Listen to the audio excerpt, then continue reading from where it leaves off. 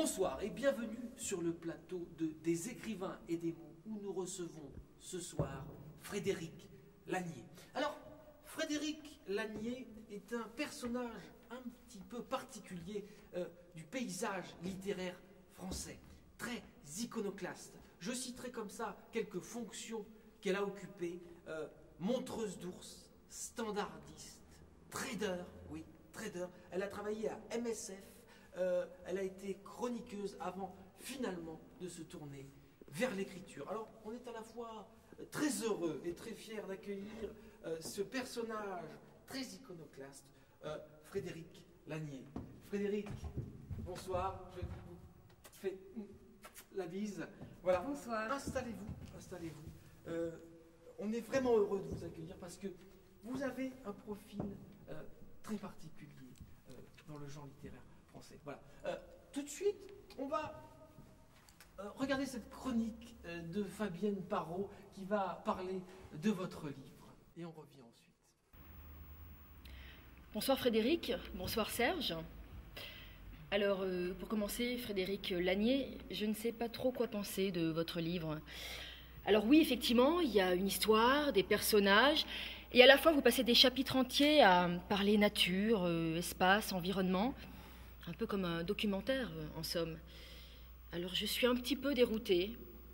Peut-être êtes-vous en train d'inventer un genre nouveau. J'en doute, et je vous le souhaite en tout cas.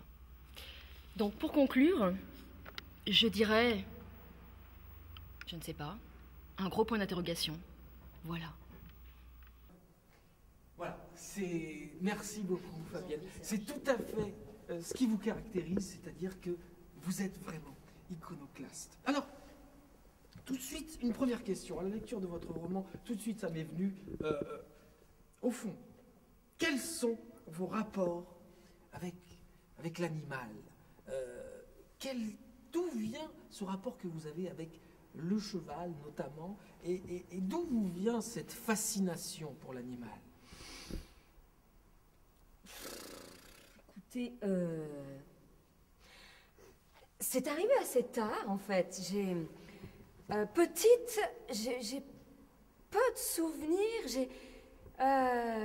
Si, je me souviens d'une fois, j'ai approché un cheval, comme ça. C'était dans un zoo, je crois, ou dans une ferme, ou je ne sais plus bien. Bref, j'ai approché un cheval.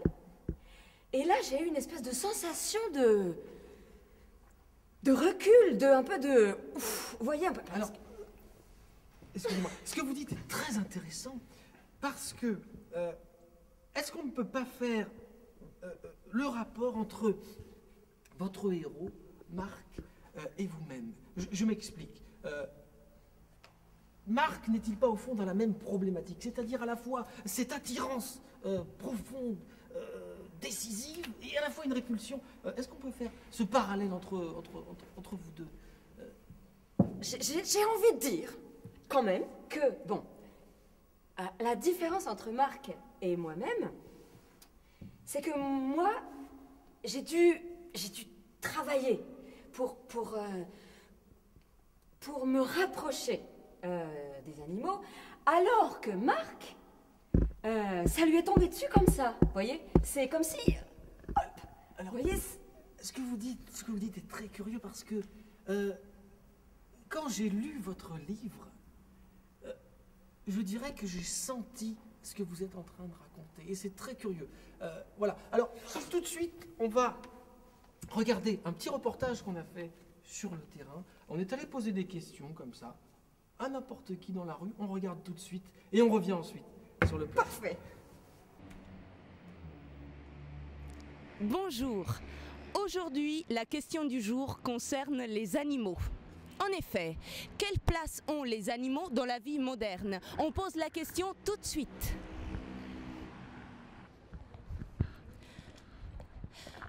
Madame, petite question. Quelle est, à votre avis, la place des animaux dans la vie moderne?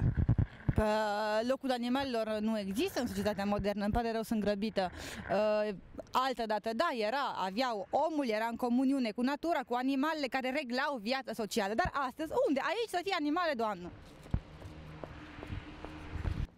Comme quoi? Alors tout de suite, Frédéric, une réaction. Qu'est-ce que ça vous inspire, ce reportage? Très vite, sans réfléchir, vous dites s'il vous passe par la tête. Comme ça. Très bien. Pourquoi pas? Alors, maintenant, une question plus personnelle. Je sais que pour l'écriture de ce roman, vous êtes parti comme ça dans le Midwest.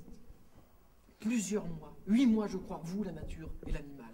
Est-ce que vous pouvez nous parler de cette période du Midwest? Frédéric, on vous écoute.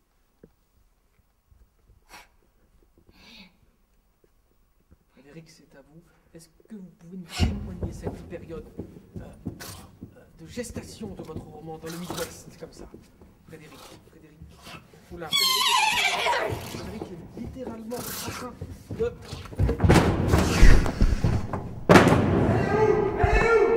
Elle est où? Voilà. Vous lui avez parlé du Midwest? Ben oui, j'ai parlé du Midwest, oui. Voilà. Voilà le travail. Oh là. Oh. Bon, parce que elle, c'est de l'énergie. C'est pas du Welbeck. Allez. Voilà, doucement. Voilà. Allez. Voilà. Allez.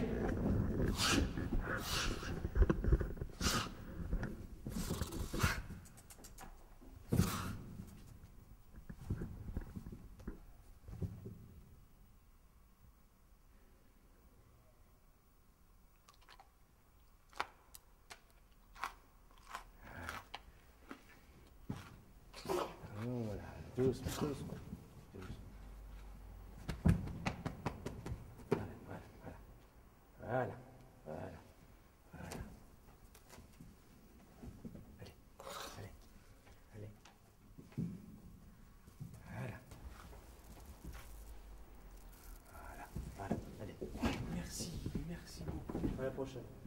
Voilà, on va laisser Frédéric regagner sa loge et nous recevrons demain Gordon Steele. Et pas des moindres. Attention, là, demain, émission très spéciale. Voilà. Merci beaucoup. Bonne soirée à tous.